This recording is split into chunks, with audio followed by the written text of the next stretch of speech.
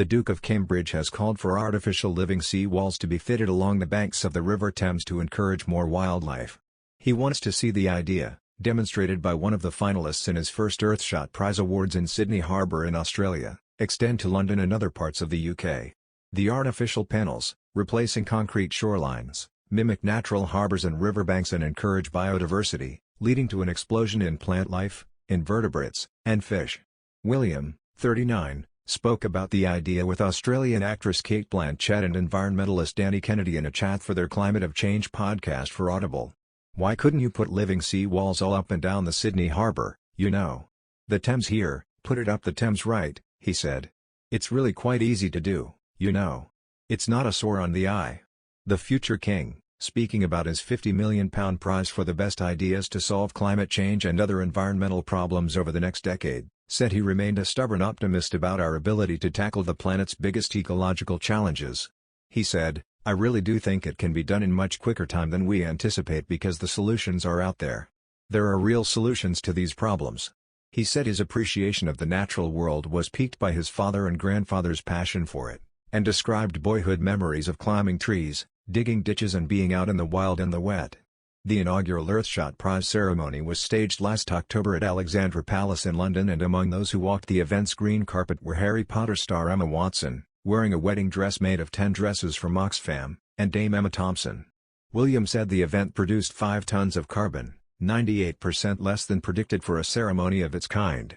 The first awards ceremony saw £1 million in prize money presented to each of the 5 category winners: Protect and Restore Nature, Clean Our Air, Revive Our Oceans, Build a Waste-Free World, and Fix Our Climate, and organizers have said if their ideas are realized by 2030 it would improve life for all. Williams said he wanted more solutions to repair the planet led by women and indigenous communities for the 2022 awards, which will be staged somewhere in the United States. The host city has not been decided yet.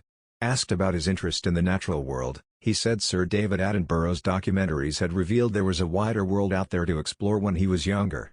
He added, "And I think my grandfather, my father, both kind of having a deep passion and interest in this area for many years, has sort of piqued my interest and my curiosity." While Meghan Markle and Prince Harry have been quite vocal about climate change, urging the world to lean towards sustainable living. However, their own lifestyle is quite the opposite, as the two have been spotted boarding a private jet. Fans and critics are quick to call them out over their supposed hypocrisy.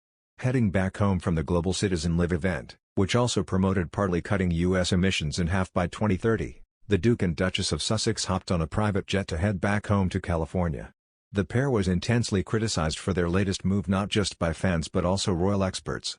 Royal commentator Robert Jobson wrote in his piece for The Mirror, "Prince Harry and his wife Meghan Markle have taken a staggering 21 private jets on crucial visits in the last 2 years, while continuing to preach about the impact of climate change to those who could never afford to put one foot in such swanky jet." The couple appeared at a gig in New York last weekend calling for action on climate change before jumping in a private jet to return to the £11 million Californian palace they call home. "They continue to lecture us mere mortals about climate change when they're guilty of emitting more carbon than almost everyone else on the planet," wrote the expert. "For such a brand-conscious couple it's an astonishing own goal. Their sense of entitlement is brazen. It seems they are only happy to save the world, or talk about it, as long as it doesn't impact their VIP lifestyle,